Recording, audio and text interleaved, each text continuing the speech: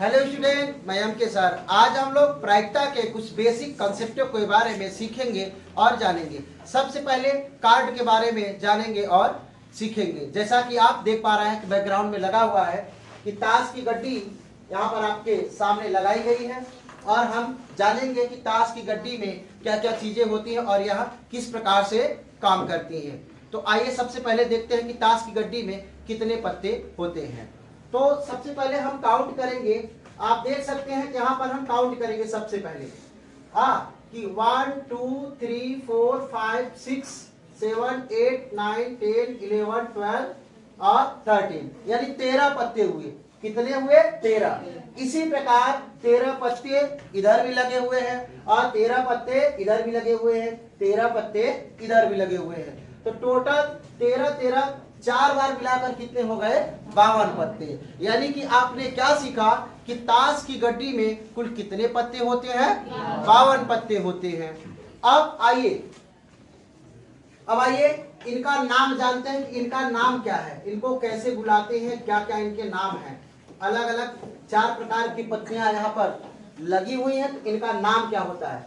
ये जो लाल कलर आपको दिख रहा है इसका नाम लाल पान है। इसका क्या नाम है? लाल पान है। ठीक है, इसे पान का पत्ता कहते हैं। किसका पत्ता कहते हैं? पान का। ओके, इसे पान का पत्ता कहते हैं। अब ये मत समझिएगा कि यहाँ पर लिखे हैं तो बस यही नहीं, ये 13 का 13 जो पूरा लिखा हुआ है इसे क्या कहेंगे? पान का पत्ता कहेंगे। ओके, इसका नाम है क्या? पान का पत्ता। इसके सामने जस्ट इधर जो लिखा गया है इसको ईंट बोलते हैं। क्या बोलते हैं? ईंट। इसे बोलते हैं भाई ईंट का पत्ता। इसका पत्ता ईंट का पत्ता बोलते हैं इसे। और इसका जो नाम है इसको बोलते हैं चिड़ी। क्या बोलते हैं? हाँ, इसे जो है कि आपका चिड़ी बोलते हैं। ये चिड़ी का पत्ता है। और यह जो लास्ट में है चौथे नंबर पर, इसे हुकुम नाम दिया गया है। क्या नाम दिया गया है? हाँ, इसे क्या कहते हैं कि हुकुम का पत्ता है। ये भी ब्लैक कलर का है, ये भी ब्लैक कलर का है। इसमें क्या होता है देखिए, पान और इसमें कुछ समानता है, कुछ समानता है। तो बच्चे समझ लेते हैं कि दोनों ही इक्वल है, बराबर है। नहीं, ये अलग है और ये अलग है। इसका नाम पान है, इसका नाम हुकुम है। इसमें और इसमें ये अंतर है कि ये रेड होता है और ये ब्लैक होता है। ओके, और यहाँ पर आप देख सकते हैं कि इसका जो है कि यहाँ पूरा होता है, कटा नहीं होता है, जबकि यहाँ पर इसका नुकीला भाग जो है कि कटा होता है। ओके, अब आइए इसके बारे में और कुछ जानकारियां प्राप्त करते हैं। सबसे पहले बात आती है इक्का की बात आती है कि ताश की गड्डी में कुल कितने पत्ते हो गए? हमने काउंट किया 52। और उनके नाम किस प्रकार है? पान है, ईंट है और चिड़ी है, उसके बाद हुकुम है। ओके, अब आइए इनके और भी अंदर चलते हैं और इनको बारी बारी से देखते हैं कि किस पत्ते को क्या कहा जाता है। तो सबसे पहले हम इक्का के बारे में जो है कि बताना चाहेंगे। तो ये देखिए, यहाँ पर ये जो लिखा गया है ये वाला पत्ता, इसे क्या कहते हैं? इक्का कहते हैं। किसका इक्का कहेंगे आप? पान का इक्का। किसका इक्का?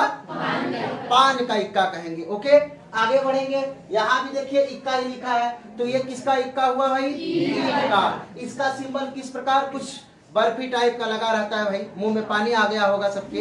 हाँ, बर्फी टाइप का कुछ बना होता है, इसे क्या बोलते हैं? ईंट का। अब ईंट से आप बिल्कुल ऐसा मत समझ लीजिएगा पूरा ईंट की ही बात हो रही है। कुछ बर्फी टाइप का एक सिंबल बना हुआ है जिसका नाम क्या है? ईंट। यानी यहाँ पर क्या हो गया है? ईंट का पत्ता। ओके, आगे देखते हैं। यहाँ पर देखिए कुछ पत्ती जैसा किसी कली की पत्ती वत्ती बनी है, इसे चिड़ी कहते हैं। क्या कहते हैं? चिड़ी। ये मत समझ लीजिएगा कोई चिड़िया की तरह ऐसे से उड़ेगा, ऐसा कुछ नहीं। एक सिंबल रख दिया गया है किसी पत्ती को तोड़ करके, उसे क्या बताया गया है? चिड़ी बताया गया है। आगे यहाँ पर देखिए, यहाँ पर वही पान के पत्ते की जो है टुंगी को नहीं काटा गया है, तो क्या कहा गया है? यहाँ पर हुकुम कहा गया है ना। है तो कुछ वैसे ही पान के पत्ते की तरह ही ब्लैक है और यहाँ पर इसका नोकीला भाग नहीं काटा गया है, तो इसका नाम क्या रख दिया गया है?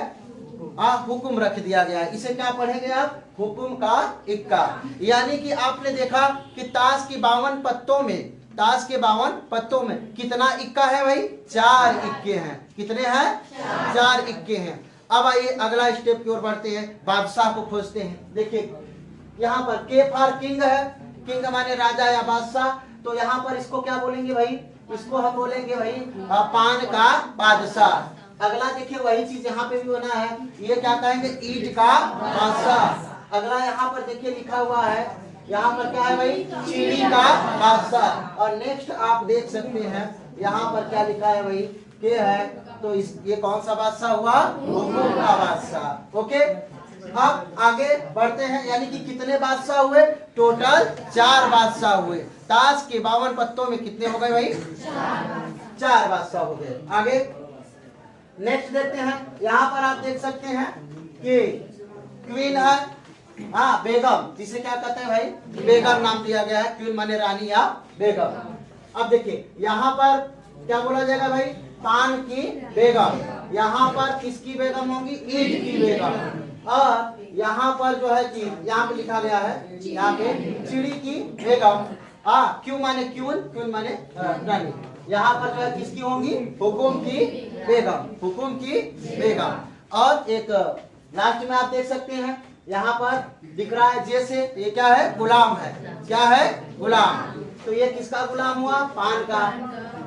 आगे देखिए किसका गुलाम होगा भाई, ईंट का गुलाम।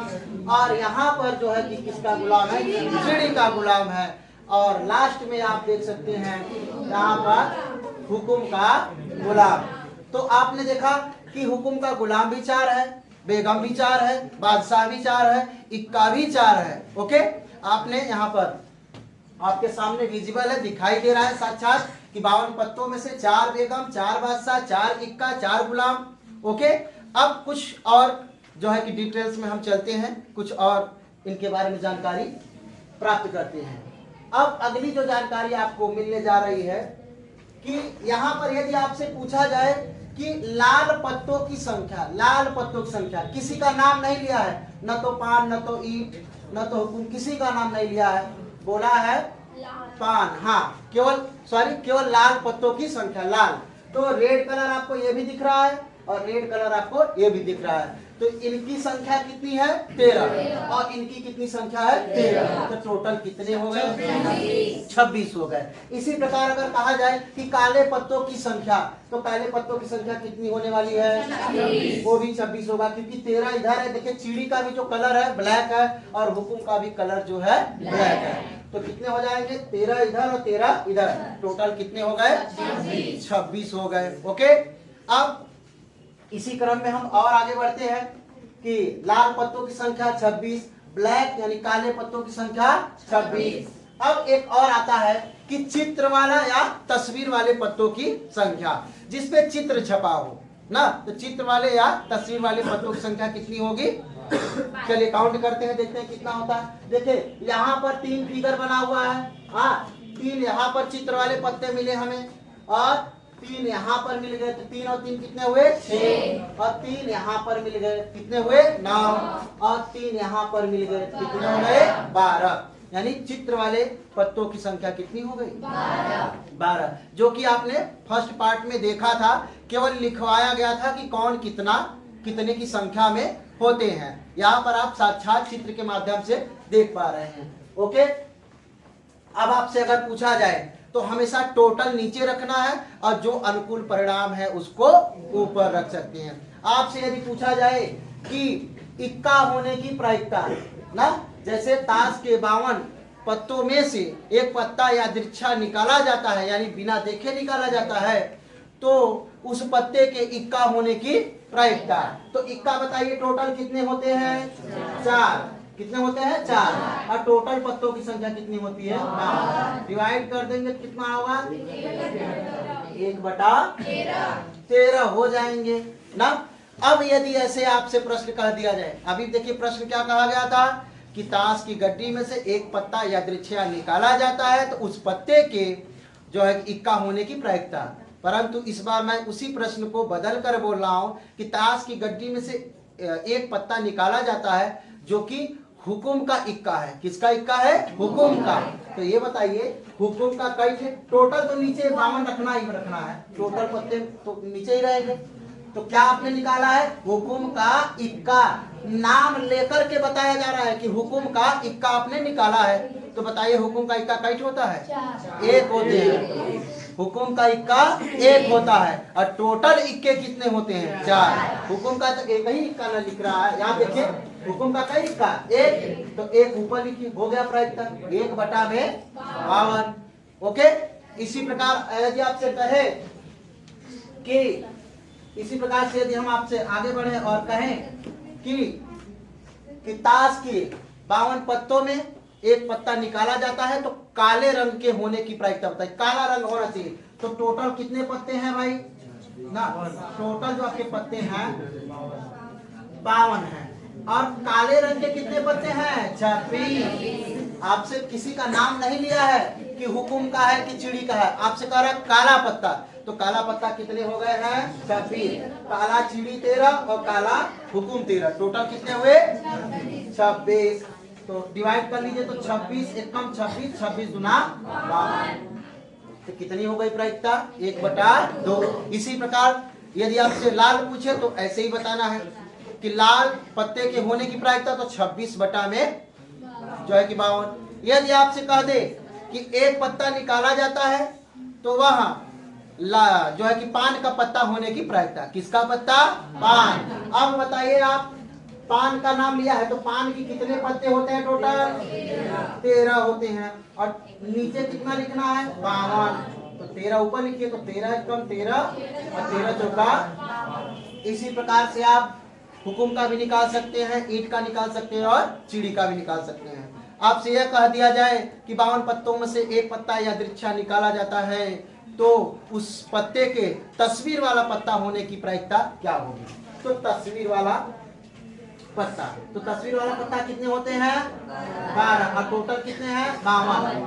तो हम डिवाइड करेंगे तो 4 × 12 और यहाँ पे आएगा 13, यानी 3/13, 3/13 होगा। चित्र वाला पत्ता होने की क्या प्रायिकता है ना?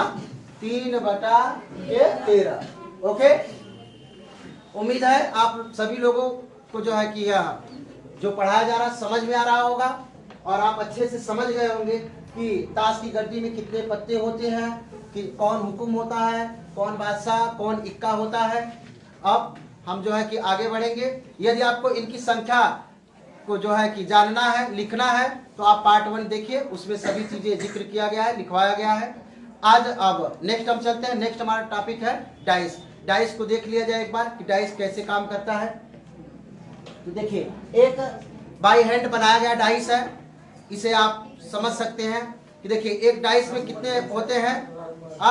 एक डाइस जो है हाथ से बनाया हुआ, आप देख सकते हैं, समझ सकते हैं कि डाइस को फेंकने पर क्या क्या आ सकते हैं ना। इधर देखिए एक बनाया गया है, एक इधर 5 है, इधर 6 है, इधर 3, जो संभावना है इधर 2 है, इधर 6 है, इधर 5 और इधर 3। ऐसे ही करके टोटल कितने हैं? 1 से 6 तक के, चाहे आप कोई भी सिंबल गिनती लिखी हो या बिंदी दिया गया हो ना, उस हिसाब से इस पे अंकित किया गया है। इसे हम क्या कहते हैं? पासा कहते हैं, डाइस कहते हैं, जो कि जो है बच्चे खेलते हैं गर्मियों में, छुट्टियों में या अन्य समयों में कुछ कार्य नहीं होता है तो गेम को खेलते हैं। ठीक है। तो अब इसको देखिए क्या होता है कि अगर एक बार इसको ऐसे हवा में उछाल दिया जाए, एक बार ऐसे इस तरीके से यदि हम इसे फेंक दे तो आपको यह ज्ञात नहीं होगा कि इसमें आप 1 ही आएगा या 6 ही आएगा। इसमें जो भी अंक अंकित है इनमें से कुछ भी आ सकता है ना। इसमें कितने अंक अंकित है?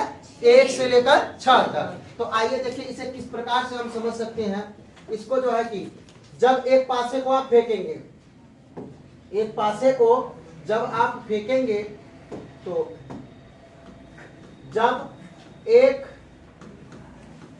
पासे को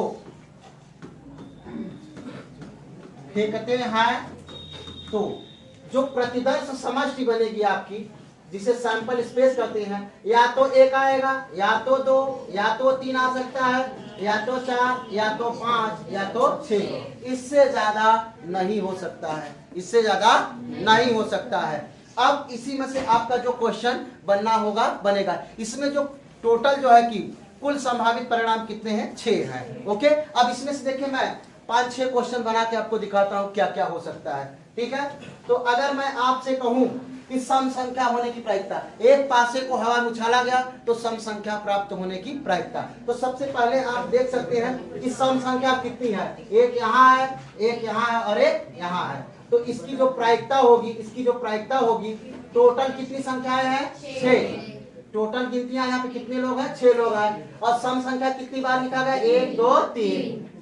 तो डिवाइड करेंगे कितना होगा, 1/2। वही अगर मैं आपसे कहूँ विषम संख्या होने की प्रायिकता बताइए, विषम संख्या, तो 1 भी हमारा विषम है, 3 भी हमारा विषम है और 5 भी हमारा विषम है। ये भी कितना हुआ, 3। और टोटल कहाँ रहेगा, नीचे।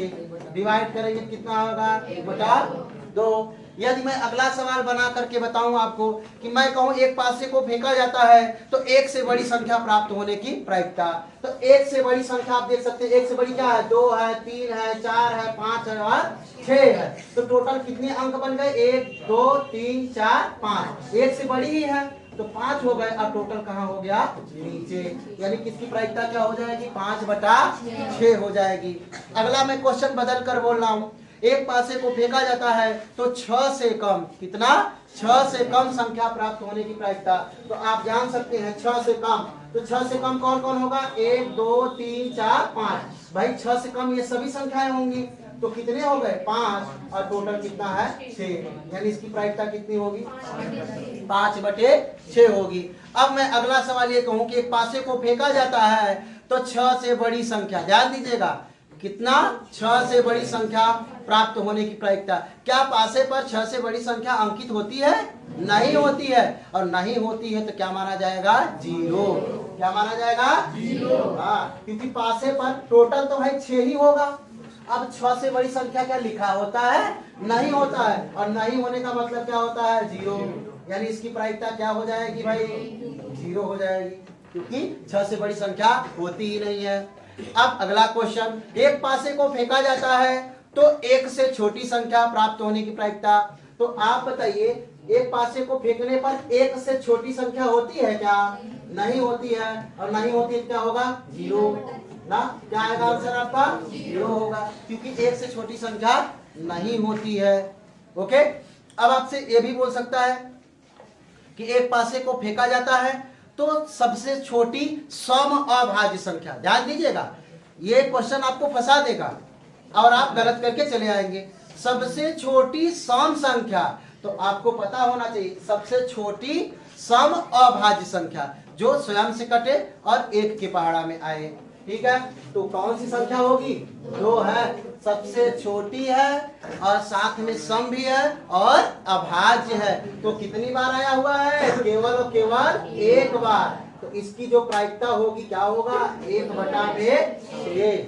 1/6। आपसे एक प्रश्न और बदल कर पूछ सकता है कि एक पासे को फेंका जाता है तो 3 के गुणज वाली संख्या होने की प्रायिकता बताइए। 3 का गुणज मतलब 3 के पहाड़ा में आए, तो 3 के पहाड़ा में क्या आएगा भाई, क्या आ सकता है ना। तो 3 के पहाड़ा में क्या आता है, 3 कम 3 3 दूना 6। तो कितना हुआ, 2 ऊपर और टोटल नीचे, काट देंगे कितना आएगा, 1/3। ऐसे ही आपका 2 का गुणज वाला पूछ सकता है। ज्यादा कम जो संभव है उसे आप लिख सकते हैं, जो संभव नहीं है उसे क्या लिखेंगे, 0। एक बार मैं पुनः बताना चाहूंगा कि जो प्रायिकता होती है, जो प्रायिकता होती है वह जो है कि 0 या 0 से बड़ा होती है, परंतु 1 या 1 से छोटा होता है। इससे ज्यादा कभी भी प्रायिकता जो है कि नहीं हो सकती। यदि माइनस दिख जाए तुरंत काटिएगा, प्रायिकता संभव नहीं है। या 1 से ज्यादा दिख जाए जैसे 1.1, तो प्रायिकता संभव नहीं है, क्योंकि 1 से बड़ा नहीं हो सकता है। आपको भ्रमित करने के लिए 3/2 भी दे सकता है, तो एक भाग देकर चेक करिए, ज्यादा है ना। अंधाधुंध जो है कि बहुविकल्पी को जो है टिक नहीं करेंगे, चेक करके चेक जो है कि टिक करेंगे। 5 आपको भ्रमित करने के लिए 3 दे सकता है, ये भी देखिए ना, 1 से ज्यादा है। तो इन बातों का आप जो है कि ध्यान रखेंगे। आगे देखिए, अब एक पासा जो है कि फेंकते हैं तो आप बहुत आसानी से बना लेते हैं, लेकिन जब 2 पासा फेंकेंगे तब कैसे बनाएंगे, इस बात का ध्यान रखें। एक पासा फेंकने तो आप बना लेते हैं प्रतिदर्श समष्टि, लेकिन 2 पासा फेंकने पर प्रतिदर्श समष्टि कैसे बनेगा, आइए देखते हैं ना। जब जब दो पासों को एक साथ फेंका जाता है तब प्रतिदर्श समष्टि, जिसे हम अंग्रेजी में सैंपल स्पेस कहते हैं। ठीक है, अब देखिए ये कैसे बनेगा भाई। दो पासा फेंकिए एक साथ, या एक पासे को दो बार फेंकिए, दोनों बात एक ही है। एक पासे को दो बार फेंकिए या दो पासा एक बार फेंकिए। जैसे मैंने बता रखा है, एक सिक्के को दो बार उछालिए या दो सिक्के को एक बार उछालिए, दोनों एक ही चीजें हैं। ओके, तो कैसे होगा, कैसे हम इसे बता सकते हैं बेटा, तो इसे आप आराम से महसूस करिए। तो आपने पासे को फेंका ना, दो पासे को कितनी बार फेंका है, दो पासों को एक बार फेंका है आपने। तो हो सकता है एक को फिक्स कर दीजिए। मान लिया भाई कि पहले पासे पर एक आ गया, क्या आ गया, एक आ गया, पहले पासे पर एक आ गया, तो दूसरे पे क्या क्या आ सकता है, एक ठो आप मान लिए, हमने फिक्स कर लिया कि पहिलका वाले पे क्या आ गया है, एक आ गया। अब दूसरका वाले पे कई ठो संभावना हो सकता है, 6 ठो। बात समझ में आया, एक हमने मान लिया कि पहिलका क्या आएगा, एक, तो दूसरका भी देखिए क्या क्या सकता है, हो सकता है एक आया हो, और हो सकता है दो आया हो। भाई पहिलका तो फिक्स कर दिए है ना कि पहिलका पे एक आया है। अब हो सकता है कि 3 आया हो सकता है 4 आया हो सकता है 5, और हो सकता है 6 आया हो। इससे ज्यादा तो नहीं आ सकता है। अब दूसरी लाइन स्टार्ट करेंगे। भाई पहला पासा को भी तो देखना है। मैंने माना कि पहले पासे पर एक आया तो दूसरे पे 1 2 3 4 5 6 आ सकता था। अब नेक्स्ट लाइन में हो सकता है पहले पासा पे 2 आया हो, तब मान लेते हैं भाई पहले पासे पर क्या आ गया, 2, तो दूसरे वाले पासे पर क्या आ सकता है, हो सकता है 1 आए, हो सकता है 2 आए, हो सकता है 3 आया हो सकता है 4 आया हो, ये भी हो सकता है कि 5 हो, और ये भी हो सकता है कि कितना होना चाहिए, हो सकता है कि भाई 6 हो। ओके, अब फिर तीसरी लाइन भी तो हो सकती है, हो सकता है कि पहले पासे पर 3 आया हो तो दूसरे पे, इनको ऐसे ही आप कंटिन्यू बढ़ा दीजिए भाई। हो सकता है 2 हो, हो सकता है कि 3 हो सकता है 4, और हो सकता है कि जो है कि 5 हो, ये भी हो सकता है कि 6। अब यहाँ हो सकता है पहले पासे पे 4 आया हो, इनको कंटिन्यू ऐसे आप बढ़ा दीजिए, 1 2 3 4 5 6 कर दीजिए। दूसरे वाले पासे पे कंटिन्यू आगे बढ़ा देंगे।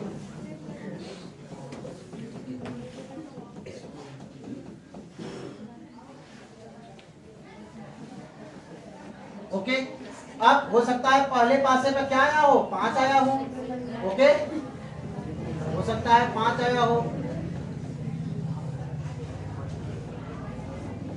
5 कामा 2, यहाँ पे थोड़ा सा गलत हो गया,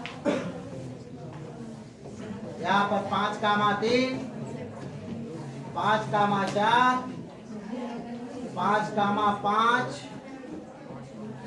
और 5 कामा 6। और लास्ट वाली लाइन हो सकता है पहले पासे पर 6 आ गया हो, दूसरे पे 1, दूसरे पे 2 हो सकता है, 3 हो सकता है, 4 हो सकता है, 5 हो सकता है, और 6 हो सकता है। ये रहा है आपका। 2 पासों को फेंकने पर आप गिन सकते हैं, 2 पासों को फेंकने पर प्रतिदर्श समष्टि कितनी होगा मालूम है, 36। कितना होगा, 36। एक मैंने डायरेक्ट फार्मूला भी बताया था आपको कि जो अनुकूल परिणाम है उसको नीचे, क्योंकि पासे पर कितने बिंदु हो सकते हैं, 1 से लेकर 6 तक गिनतियां हो सकती हैं, और कई बार फेंक रहे हो भाई। मैटर ये करता है, अगर एक बार फेंकोगे तो 6 ही आएगा, यदि 2 बार फेंक रहे हो तो कितना आएगा, 36। और अगर पासे को कई बार फेंको 3 बार तो कितना आएगा, 216।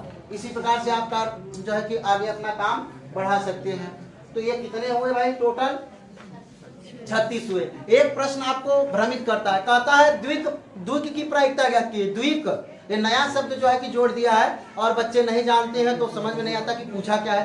कहेगा कि दो पासों को एक साथ उछाला जाता है तो द्विक होने की प्रायिकता ज्ञात कीजिए। क्या होने की? द्विक होने की प्रायिकता ज्ञात कीजिए। तो द्विक कुछ अलग से नहीं है, बहुत सरल है, बस इसका शब्द अलग कर दिया है। द्विक का मतलब है दोनों पासों पर वही गिनतियां आई हो, वही संख्या आई हो, उन्हीं को द्विक कहते हैं। ये देख पा रहे हैं आप? द्विक ना, जो दोनों पासों पे आया हो, 1, 2, 2, 3, 3, 4, 4, 5, 5, 6, 6। अब द्विक होने की प्रायिकता कितना है बताइए भाई? टोटल 6 है और टोटल कितना है? 36। अब डिवाइड जब कर देंगे तो इसकी प्रायिकता कितनी होगी? 1/6 होगा ना, 1/6। याद रखिएगा द्विक होने के लिए यदि कहे तो वो सेम समझ लीजिएगा कि पहला और दूसरे पासे पर सेम टू सेम संख्याएं आई हुई हो। अब एक लास्ट में जो है कि आपको बता दिया जाए, ये आपने पासे को देखा किस प्रकार से फेंकेंगे, क्या क्वेश्चन बन सकते हैं इसके ना। इसमें बहुत सारे क्वेश्चन है, आगे के आपके क्लास में है नहीं, आप 11th 12th में पढ़ेंगे आगे की चीजों को कि कैसे ये काम करते हैं। आपके सिलेबस तक का इसमें बता दिया गया है। आप देखिए सिक्कों को फेंकना है तो आप वृक्ष विधि से कैसे आप सैंपल स्पेस बना सकते हैं। मान लीजिए आपको एक बार एक सिक्का फेंकना है, आप यदि किसी सिक्के को एक बार फेंकना चाहते हैं, एक बार, तो चलिए एक बार फेंका है तो या तो हेड आया होगा या तो टेल। एक बार फेंकने को इसी प्रकार से हम बनाते हैं। अब मान लीजिए आपने 2 बार फेंका, एक बार यदि आपने फेंका तो जो आपका सैंपल स्पेस बनेगा या तो हेड या तो टेल का बनेगा। यदि मान लीजिए आपने 2 बार फेंका, कितनी बार फेंका? 2 बार ना। आपने सिक्के को कितनी बार उछाला है? 2 बार, तो या तो हेड आएगा या तो टेल। और 2 बार फेंका है तो एक बार और बढ़ा दीजिए आगे ना, इसको काउंट कर लीजिए। देखिए 1 और 2 बार हो गया। इसी प्रकार से इसको भी बढ़ाइए, या तो हेड या तो टेल। तो आपका जो सैंपल स्पेस बनेगा आप देख सकते हैं एच, ओके, एच, यहाँ से एच टी और आगे टी एच और यहाँ से टी टी, ओके। ये कितनी बार आपने फेंका? 2 बार। यदि आप 3 बार फेंकेंगे तो अब देखिए आपका सैंपल स्पेस क्या बनेगा?